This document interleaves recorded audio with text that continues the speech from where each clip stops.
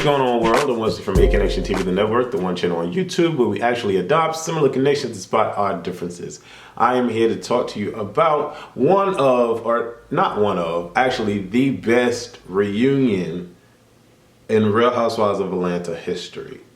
We had a freaking breakthrough. We were able to see that Nene is indeed human. We were able to see that Nene is able to break down. We saw her cry, we saw her vulnerable when she was, talking to Cynthia about their friendship.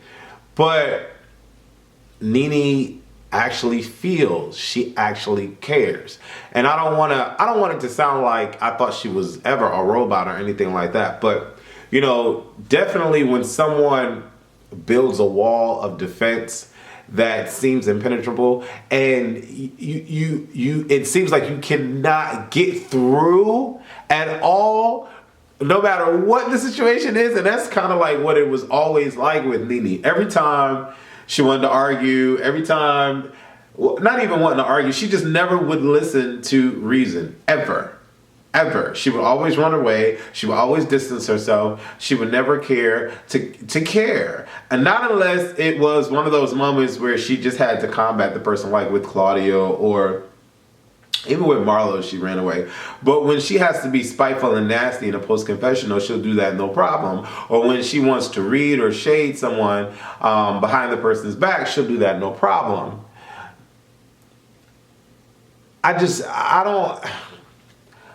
I get that doing this for so long would inhibit you to just not trust anyone, especially like the new women coming to the cast or whatever the case may be. I can understand you not wanting to get along with them or listening to people, and Kenya's coming on to really steal the show and dethrone you and so forth and so on and all that. I can see you going through all of that, Nene. I can. But you still are successful. 7 seasons in, you still are making things pop off for you. Okay? Even with canceled shows, you're still making things pop off for you. So you're doing it. You're doing the work. You're reaping the benefits. You're reaping the rewards. There should be no reason why you can't humble yourself, why you can't be modest in more ways than one with the rest of the castmates. I just don't understand. And all of these females have a lot going on in their life, but they can't or they won't understand one another or try to understand one another during the season. We have to wait till the freaking reunion comes, and then we want to kumbaya all of a sudden because Nene's having a breakthrough moment. I don't know. I love the reunion, and to be quite honest, I freaking love Andy Cohen. Andy Cohen is a great host for these shows, and he's kind of cool on his own show. I'm just so shocked that he has so many different types of stars and artists and actors on his freaking show. P. Diddy was just on the show, and then he's had everybody on the fucking show. But I really thought that this reunion was awesome. And I'm glad that he touched up on so many things. He talked about Todd's mom dying. And everybody was so mute during that. We found out that Greg went to the funeral, actually said some great words of wisdom at the funeral. We found out that Phaedra helped with, some of the operations of the funeral. We found out that Nene wanted to go, but she couldn't go because she was dealing with the whole Cinderella thing. That was very touching. We also saw that Todd and Candy, although they are working on their situation, what I do like about them? I like that they're able to talk about the drama in their relationship, but you don't see them argue. You don't see them hate each other or show negative energy towards one another on camera. I don't know what it's like in the house, but I like the fact that they're able to talk it out and just be like, oh, whatever, babe. Oh, whatever, babe. And the fact that Candy said that the passing of Todd's mom actually brought them closer, that was nice to hear, because I like everyone else, thought that it would rip them apart because of the energies that has been exchanged in the past between Mama Joyce and Todd's mom. So that was good to see. It was good to see Peter and Nene kind of go back and forth. Peter says that Nene has never flirted with him, has never been disrespectful. Greg wanted to get that little tidbit of information out of him before we changed topics.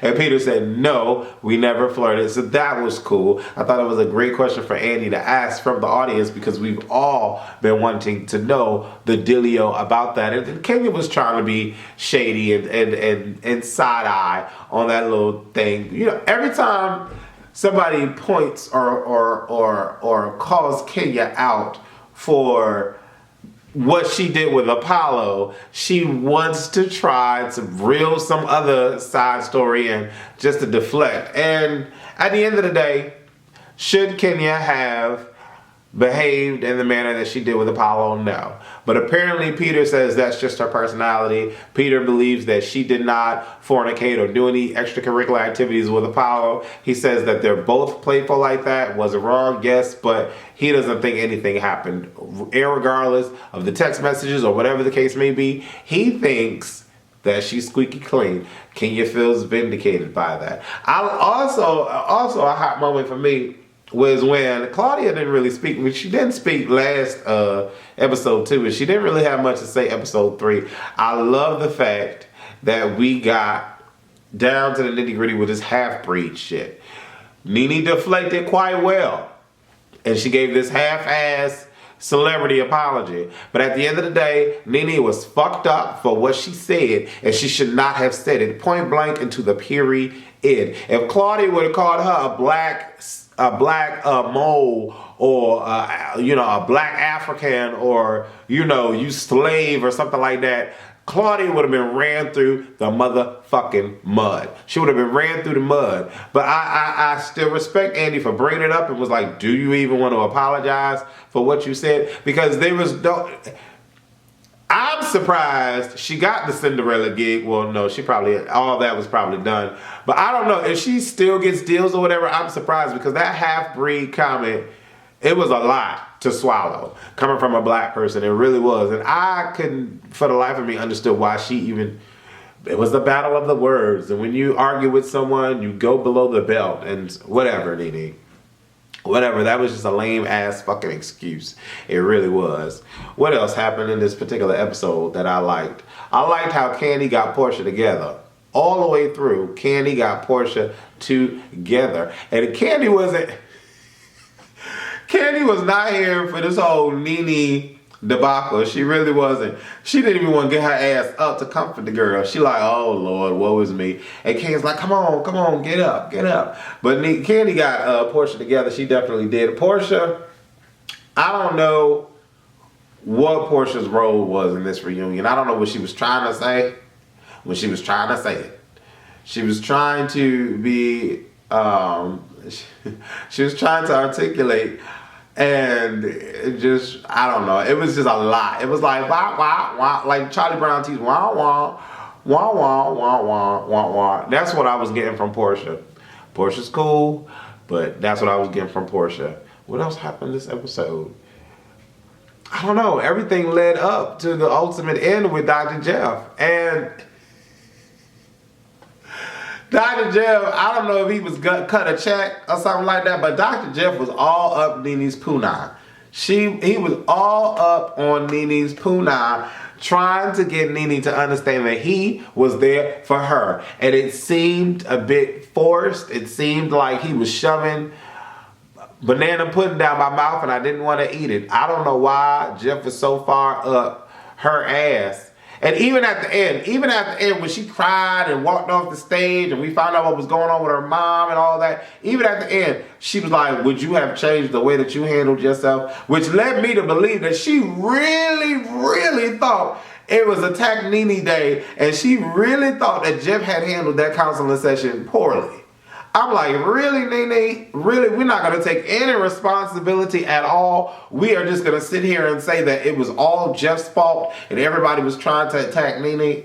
Come on now. I mean, I understand that some people handle, sadness and depression and, anxiety and all of that differently. But the whole blame of the therapy session cannot be placed on Jeff. It just cannot be placed. The way he worded some things weren't to the client's liking, or definitely was not on the behalf of the client. Let me say that. But at the end of the day, we have to take responsibility for our own actions and how we respond to people when they speak their truth. And I don't know. I completely loved this season. I thought it was a really good season. I thought season 6 was good as well. I don't think we're getting anywhere with these ladies. I damn for sure don't think Candy and Nene gonna be butt buddies. I don't think, Kenya and Nene are gonna be butt buddies. Hell, I don't even think Claudia and Nene gonna be butt buddies. Although Nene said that her and Claudia could probably get along, who knows what will happen after this whole situation.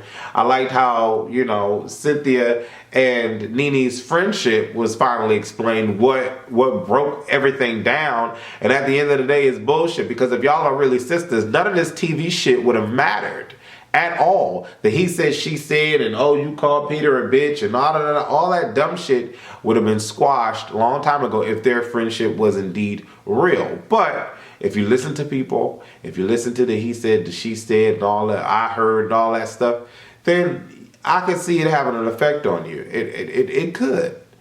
But if the friendship is real, it will not. What else happened that I really appreciated in this? I don't know. I thought we came full circle. I thought everybody was able to get closure. I thought all of the questions that Andy asked were indeed questions that I would have asked and answered, and definitely questions that I wanted answered. So I definitely respect him as a host. I respect the ladies for being vulnerable this particular season. I thought it was good. I once again will say they need to stop comparing Portia's grandfather to her. Two totally different people. Two totally different eras. Okay? Portia's up in the damn on a volcano with a weave ponytail and saying that she's from Thotlandia or whatever the hell, and her grandfather would have never. It's like apples and oranges. You can't do that. And I don't like the fact that we stay trying to compare or no, Portia's not about that life. I really want to know what you guys thought about this particular reunion. I thought it was really good. I'm glad that Nene was vulnerable on screen, and I like the fact that she tweeted to everyone if her situation did in fact help you, then she's glad for that. But everyone goes through, well, not everyone, but a lot of people go through abandonment issues or have to deal with abandonment issues. And so I, for one, have dealt with or have been dealing with abandonment issues within regards to my father. So I get where she's coming from, and I get why she doesn't want to talk about her mother and why it hurts her to talk about her mother. But everybody handles things differently. I don't think that Nene should have handled Kenya the way that she did when Kenya had her issues with her mom. And Kenya mentioned it. Oh, well, she's so quick to turn on me when I'm talking about my mother. And Cynthia was able to come to Nene's defense. Well, yeah, everybody's different. It still doesn't make it right. I hope Nene learns from this. I hope they all learn from this. And I hope going into the next season, if they're all still casted for the next season, that we do see a difference in these ladies. I want to see from Aconnectiontv, the network. Let me know what you thought.